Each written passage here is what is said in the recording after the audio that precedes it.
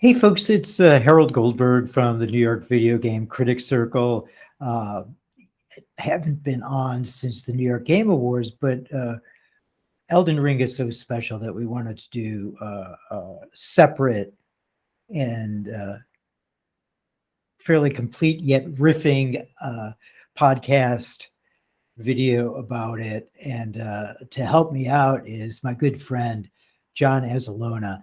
And John is one of the most awesome people I've met as far as the New York Video Game Critics Circle goes. He is a creative director for our New York Video Game Critics Circle and also creative director for AIM Labs as well. So John has been with us. John, how many years have you been with the circle now? Thousands. No, at this point, I think it's maybe 7 years since you and I met at PAX Prime, it was called back then. And we kind of hit it off, and a good friendship and a good working relationship with the critic circle ensued. So thanks for having me here. No, thank you so much, John. And not only that, for being here, but for all the work you've done over those years for us. John essentially takes the lead. I mean, it was me to create the New York Game Awards, and he is so essential to the awards that we would likely have a very difficult time finding anyone else to put in the time, effort, and passion that John does. So, John, could you tell us a little bit about your work with the awards before we get going on Elden Ring? Maybe some anecdotes as well. Of course, very kind words, Harold. Thank you. But before the awards, I just want to say, like, the circle over the years has provided me with an innumerable amount of long-lasting friendships, and I've met amazing people along the way. The work gets tough, but it's all worth it when you get to meet your heroes and you get to make great new friends. So it's definitely, these 7 years have been an experience for me. The awards aside, just been a pleasure after all these years. Now with the awards, so I came in on number 4 or 5, I guess, if we're all going on to 12. Right. So every year the awards, our primary goal obviously is to raise money to help out the New York Video Game Circle and the mentoring work that they do. And each year we've been doing better and better. We've been getting more interns, more of these kids involved. Most of which I've got to spend time with myself, and they've always been a pleasure. It's been a pleasure to see, like, aspiring young gamers, essentially. Because most of my life, and whenever I meet somebody new and they want to talk video games with me, it's usually I usually go on a tangent and I have to put a kind of a disclaimer in front of it and say, like, games are more to me than just a way to pass the time. Games have always been something a bit deeper to me.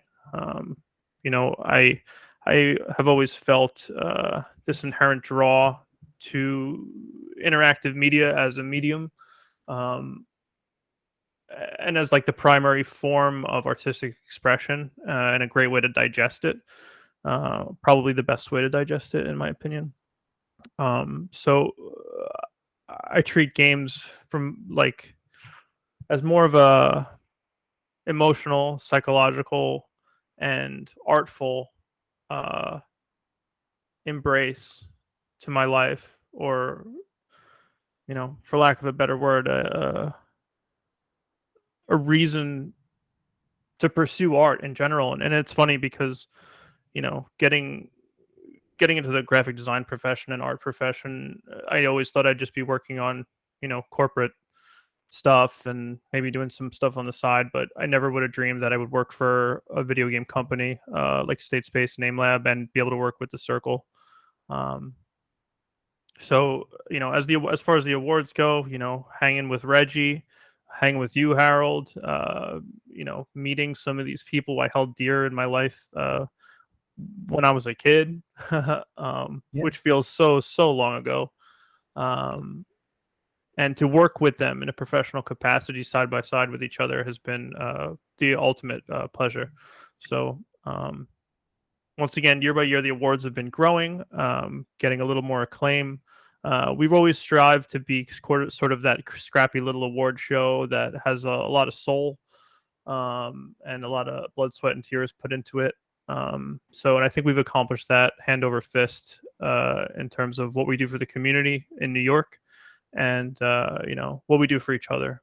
So That's true, John. And I'm already, we haven't brought in core members like you yet, but I'm already working on the next New York Game Awards, and we have a couple of big surprises already in store. And it's, what is it? Still April, so I think it'll be a good one. And it's interesting because John and I have been through so many venues with the New York Game Awards. Before we get to Elden Ring, just some beautiful spaces, old spaces in New York City, places that have history, places that have high-tech facilities, and then old places like on the Lower East Side that are just like awesome places that Orson Welles would do plays in. So it's that in itself, checking out these places and venues and theaters has been both fun and sometimes a challenge as well. But I remember at one of our events, we had ordered some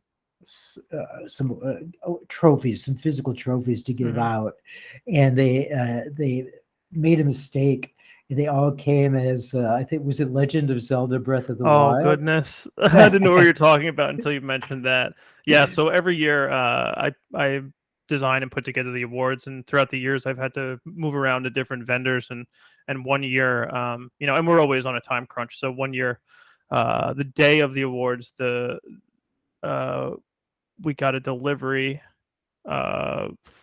Actually, it was a few days before, but I hadn't opened the box, so that might be on me, Harold. But I think every single award said Legend of Zelda: Breath of the Wild on it. So, in a pinch, a good buddy of mine, Matt, at an old company I worked for, under the gun. The awards was about an hour away from starting. They got like 15 trophies cut and etched for us, and we were sweating it out. So, like, for me, I'm like, try to be a perfectionist with this stuff, or at least like have it function at the very least, right? Minimum viable. And man, we were sweating till the end. We were about to tell everybody, like, well, Legend of Zelda wins everything this year, best indie game, best VR. Yeah. No, it was tight, but we you got it done, John, and that's good on you for that particular initiative, because I know that night was tough. But yes, sometimes, even when I send out the awards, yeah, we do it ourselves. I send out the awards myself here at the New York Video Game Critics Circle home office. But this year Sable won for best music, and so I put together this package, not only the award, but my book and a special note to Michelle Zauner from Japanese Breakfast, and it got lost. So, but the good news is we made another one, and I'm going to actually present the award to Michelle next week in person, so it doesn't get lost this time. So, there are always interesting things that happen, and ultimately you just roll with the punches and good things happen. But so let's get into Elden Ring. This happens to be one of the best games of the year, if not the best game. I can't say best game because there's still more than half a year to go yet. But John, what surprised me about Elden Ring is that From Software games had so stymied me in the past that I had sworn off them. And I think it might have been Jason Schreier, it might have been someone else, but someone said, this is clearly the game of the year. And I said, all right, I will play one more Elden, one more From Software game, and see what happens. And essentially, what happened was I got so hooked on it that I'm 80 plus hours in, and nowhere near finished, and it just truly enjoying the environments and the gameplay and the things that I see. John, how about you? So, I mean, call them From Software games, Soulsborne, Dark Souls like. Everything's a Dark Souls like now. But for folks that haven't been into the genre, I think they've always been, at least there's a bit of allure and romance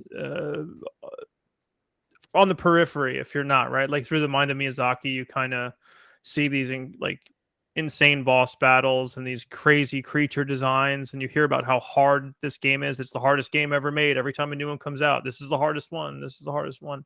And that deters people, but I think that also invites people, the certain type of people. Now with Elden Ring, it follows a format that I think, well, I shouldn't say it follows the format. I should say it definitely alters a format that I think more people are akin to gravitating towards, right? Like an open world format where, similar to Breath of the Wild, similar to Horizon, similar to, I mean, you name, throw a rock and you hit an open world game, right? But I think a Souls like, for lack of a better term, coinciding with an open world game is something that it's always meant to be. And I think what's so inviting to new players that kind of get pulled in is the idea that you can, if you bang in your head against the wall against a boss for a long time, you have the freedom to go and look at more of that amazing Miyazaki mindscape, right? That beautiful the upper level and the lower level of of that beautiful open world. So there's alternatives to the one or two paths that you can take, and I think he makes it, and From Software makes it extremely rewarding to do almost anything in that game, and accomplish a goal that you're striving after. It allows for progress by not just defeating that boss that's standing in your way. And I think that's what's super inviting about it. That's exactly it, John. I mean, if I'm not stymied by the big boss because I know there are other things I can go and do, Mm-hmm. and the surprises are many. I mean, from I don't know if they're goats or deer that instead of running away, they roll away. There's it really kind of is an to make analogies. It's like the characters in Alice in Wonderland in an expansive setting like Red Dead Redemption 2. Now, it's not at all the West, but what it is an environment that continues to surprise, like Red Dead 2 did for me. So I'm not sure how much George R. Martin worked on this game. So he is considered the co-writer of the story. But with him and From Software, it seemed like just not to pun, it's a magical world, and I can just think of like the soaring cliffs from which you can see for miles. The nights that are so scary to walk around. Like if you are ever scared in something like Minecraft, this one will scare the pants off you. You need a torch to move around, but that torch will also draw uh, uh, people and demons and entities toward you. But ultimately, the lands between, as they're called, Mm-hmm. are perhaps the most beautiful and wondrous environments that I've ever had a pleasure to deal with in a video game. Which is not to say that after 25 years of video games, I don't say something like this every year. But that's kind of the beauty of video games that innovation continues either on a AAA level, like with Elden Ring, or on an indie level with something like Sable. I'm not as surprised as I used to be because I'm not new to it anymore. But when I love something, and it's because of the surprise that's engendered. Well, I think you used the term wondrous before, and I think that is a great way to describe the experience of Elden Ring in the most literal sense. Like it's filled with wonder, where and you mentioned those crazy rolling goats before, right? But it's not like you click on the goats and it gives you like, oh, this is a goat, and this is what it does, and this is where it's from and its origin. There's a mystery in every inch of the game. And I think that's what drives players forward too. It's like if you're not making progress in levels, you're starting to understand the world around you a little bit more. And there the world building that happens in such a gradual sense. Whether you're transitioning from one environment to the next, where it shows the scarlet rot starting to build as you enter Caelid or whatever. You see it in its inhabitants too, and you see it in the other.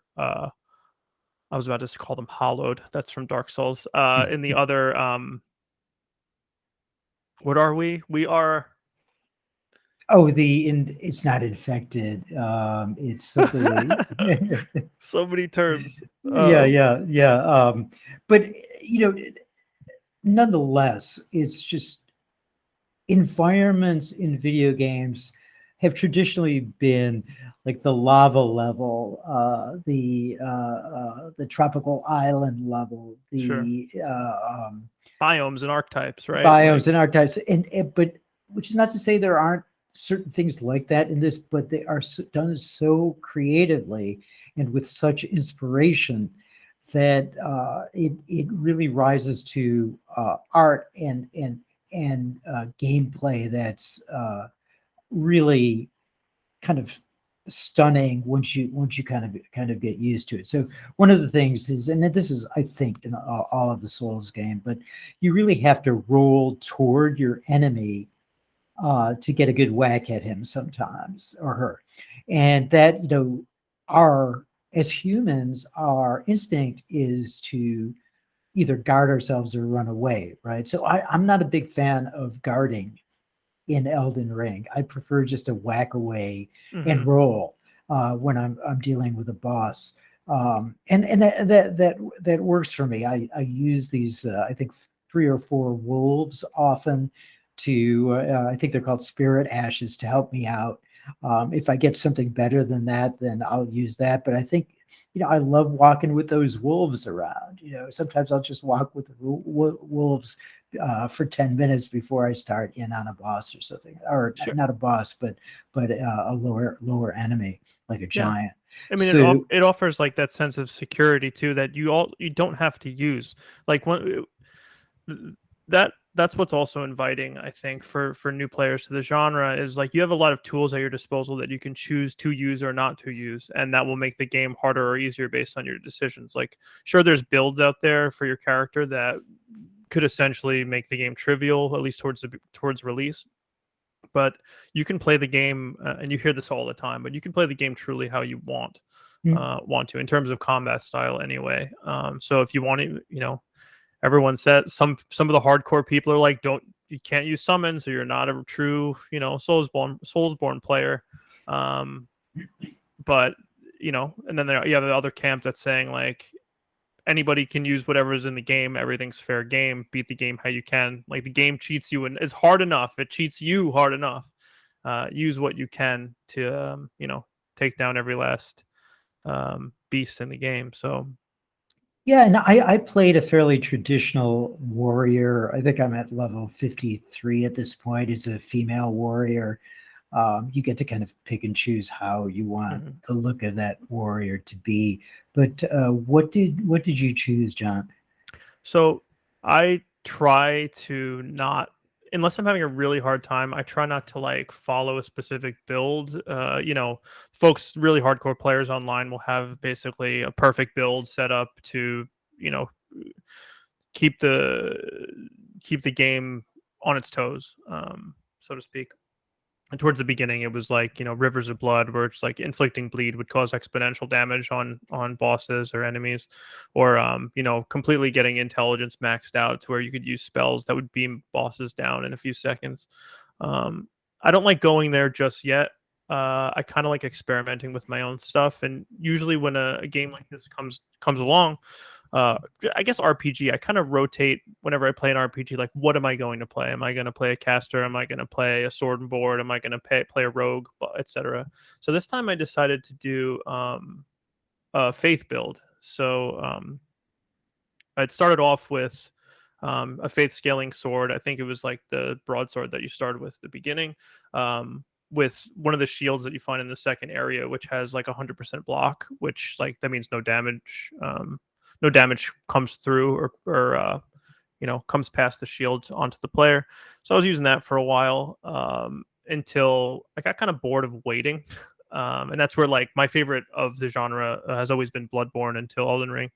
So I fought myself to do a dexterity build, but ended up doing faith in the end, and ended up using dual wield faith. So what it basically comes down to is I did a paladin. For those unfamiliar, it's basically like a paladin build where like before battle you buff yourself up with boons and buffs and stuff like that to mitigate damage or increase damage output. And all my weapons scaled with faith, so I just pumped that faith stat, pump vitality up, and some endurance. Yeah, and I mean, I think it's a game that you can play your way. Mhm. But let's talk about the game design and specifically the art direction. What was the most surprising thing about the way the environments look to you? You're making me come back to the word wonder, right? And I mentioned it before, like when you first go into Caelid or accidentally you open that chest up and you appear in Caelid, right? You're not afforded that gradual introduction into it. But I think what surprised me was the ease and the natural way in which each area transitioned into the next. Like there wasn't like a tile set that was like, this is where the swamp ends and the desert begins or whatever. It was always this natural transition into another environment. I guess sort of akin to, in a lot of literature and in movies and forms of media, it's like when you get into that darker part of the woods, you're starting to notice that the owls are looking at you and the crows are flying overhead, and you're like, oh no, like something's coming, or you see that big night in the distance, and you kind of ask yourself, like, should I be here yet? Like, can I do this part? So that's what surprised me the most. In some of the other games, it was an open world, so it wasn't as apparent, or you weren't afforded the casual time, because like in an open world game, you can pretty much, if you're riding on torrent, you can come and go as you please, right? You're not following those specific paths I mentioned earlier. Torrent is your kind of horse. It's often called a steed in reviews. It's something between I don't know if there's a goat aspect to it as well, but there's it's basically your horse. Yep. And that little double jump is great for the horse. Makes traversal feel really good. But yeah, I think that's what I guess put me in awe the most, was the natural gradation in which biome feeds into biome. It was truly like a natural experience. At no point did I feel like there was a juxtaposition where I was like, all of a sudden I'm here, unless I opened up that chest that transported me and I got killed by shrimp monsters in a mine very far away. But one of the things that I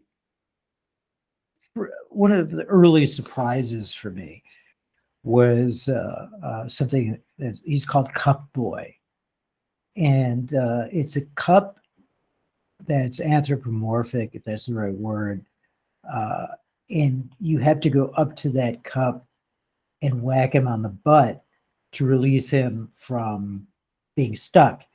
And he seems like a really nice person or thing, and gives you a reward for letting him go. But then further on, if you start attacking the cups, they can be quite lethal. If you don't know the first time, and they start spinning at you with their spindly arms. That was the first thing that really um, made me feel, the first character that made me feel a sense of wonder. But there are so many. Um, another, well, I read a story in Inverse that makes a good case for the characters here to be riffs on Irish myths. Hmm. And the writer makes the comment that these folks from Japan were so diligent at researching Irish myth that they've not only come up with you know, good references to those myths, but also riff upon them so that they're new and wondrous. Yeah, I mean, I don't know if I could pull, specific histories or anthropological ties to what's out there, but I do know that when it comes to traditional gothic fantasy, it seems like they pull a little bit from everywhere to kind of riff, like you were saying, on their own thing. And they've always been great at this. And they went real gothic with Bloodborne, fantasy here and there, but truthfully, Elden Ring is a kind of an amalgamation of all those things. Depending on what part of the world you're in, there's very obvious pulls from all different types of mythology. Um, Whether you're in like below the lakes, you have like druids. You're fighting dragons above, or in Caelid, but fighting dragons, or um, they're pulling from everywhere, and you could see that in the design of both the bosses and just like the standard enemy types. So And it's interesting. There's not that much dialogue in this game, but if you could, my apologies, but I'm going to make a literary reference here. hmm It's not Hemingway. Like Hemingway is short and to the point. This is hmm more like Thackeray or like Vanity Fair or something like that, hmm where it's just so expansive without a lot of dialogue, but just through the environments and the time it may take to kill a boss and and eventually the story does kind of come together, right, John? Yeah, I mean, my ending was Ronnie's, and I think a lot of people went with Ronnie's ending, and I think that people find that the most alluring. I know there's multiple different endings to the game or in threads that you can follow. Um, from the story, I wasn't super invested, but what I did like was the dialogue. Maybe not the whole overarching story, but I think in such a staunch uh, game bereft of like you feel quite alone when you're playing this game. Hero's journey type of thing, but in a gothic horror action setting. You feel alone. So you were mentioning the jug. I forgot his name, Cup but Boy, I think. Cup Boy. I guess is that what people are That's they're calling him? calling it Cup Um, Boy, yeah. it's interesting because you'll be traversing an area and all of a sudden it's like, hello, anybody there? And you're like, what is that voice? It's just like nobody's talked to me so far. That sounds friendly. Like, could it possibly be? Is it a trap? Um, and a lot of the finding an abandoned shack with someone who's been infected with scarlet rot, or finding a new merchant who's starving and he's like, please buy something from me. um, Yeah. a lot of the personality injected is very fitting. And I shouldn't say injected because it's very natural, because it's such an oppressive setting in a wondrous sense. Like it you're there's I keep using the same words because mystery is just it's the driving force for the player in these games, right? So when you come upon a new character, you're like, what's the significance of this character? Did they just give me a quest? I can't check my quest log. Like, I better remember and write down what they said if I want to truly figure this out. Why is this guy howling at the top of a broken down uh, stone cottage? Like, what do I do to get him down? I have to emote. Like, what? So there's bringing it back to the dialogue. There's just everything fits so well. Um, Even if you don't follow the threads of the story, there's still great characters to be enjoyed throughout the game. So Yeah, well, I mean, and then one more of those, they're just hundreds of them, but one more of those is I was walking around an area and I forget exactly where it was, but you kind of walk down behind and down a cliff a little bit. You hear this haunting aria, this opera, like a kind mm, of in Latin, and then behind there is I had to look it up. It's called chanting winged dame. Essentially, it's looks like a mother, except that like in mother bat protecting her young on a nest, but her face is all twisted and bat-like and looking straight up and like as if she's like as you mentioned, John, howling at the moon or some, mhm. even if there's no moon, even if it's daylight, it just really looks like it's a plaintive cry and you can see the pain. And that's one thing you can see throughout this game. Maybe that's why it's rated M. I mean, not so much for the blood, but it is about aloneness and sadness a lot. I mean, there's so much, there's action and there are rewards, but ultimately it's kind of a sad world. So I think that that kind of affects you a bit as you go through. You wonder, like, well, what pain have these people or these entities been through? Something that has always been um, inherent to the stories of a lot of the Soulsborne games is the the story of rebirth, uh, and cleansing, uh, cleansing the land and bringing about a new era. I mean, like this game does it obviously on its sleeve, but some of the other games as well. It's always about like fight your way through this sad, oppressive world in order to reinvent it in a way, or be. It's not quite as literal as like Zelda Link in the Zelda series, Link fighting Ganon to rid evil. Some of the more questionable um, stories of light and dark are usually the most favored. I mean, Destiny. I'm a huge Destiny player. Destiny does this lately very well, where you know you're not quite sure what you're doing is leading to greater good.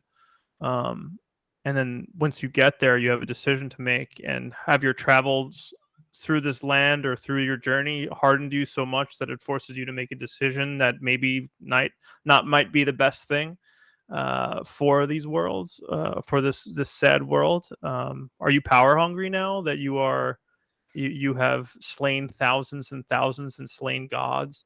Have you been corrupted through all of this? And Well, there's and yeah, go right ahead. that's something we talk about when we mentor kids as well. It's like we talk about playing with purpose. So Hmm. you're in Elden Ring. You really kind of have to be totally aware of your surroundings.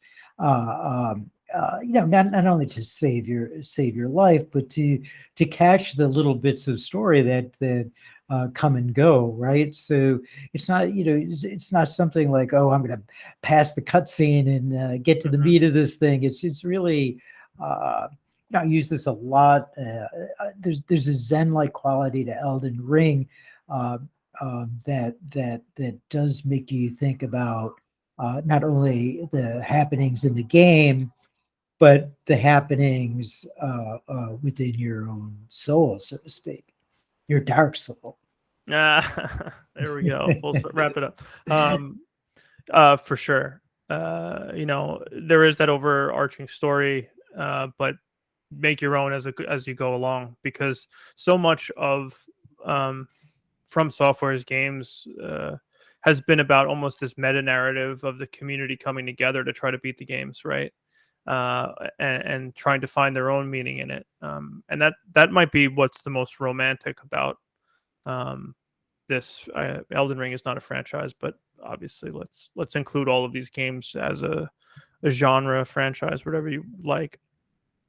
It seems like it's always the community coming together. How did you beat this? What did you do here? What does this mean? They're decrypting things as they go along. They solve these cryptic quest lines together for a long time, even before the era of streamers. There were forums online where you'd have to go and look up what item you needed to get past this point. Yeah, it's true. Like with Demon Souls, I mean, I had the collector's edition of that. I think that was that the first From Software game. I mean, it was just that was the big step forward in games that your fellow player might leave a message for you, right? And you would it might help you out, but if the player was not so nice, he might tell you something that's a lie. So that's that, and look at where they've come from that first game some years ago.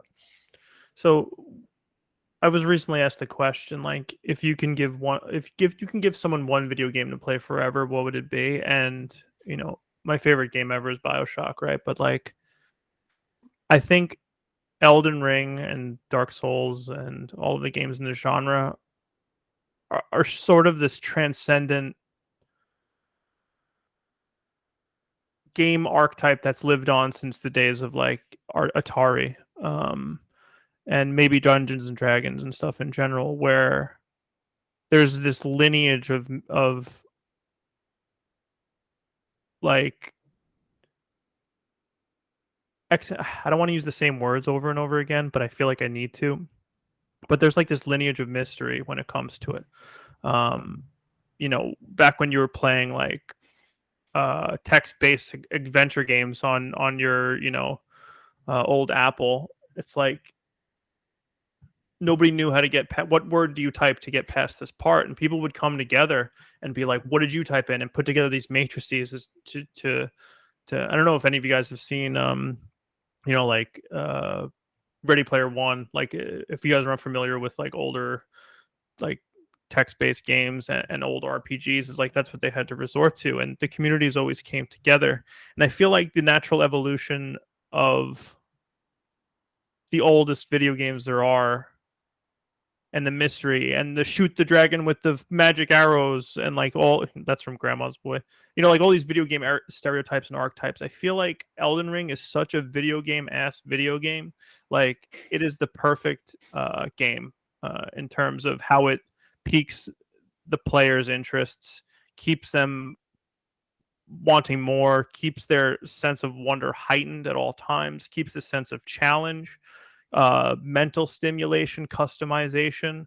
I feel like it ticks all of these boxes that games throughout the years have really attempted, and goes back 40, 50 years to games of those times. And I feel like it's just, this is the evolution of like eras and eras of gaming. I think Elden Ring really punches those on the card.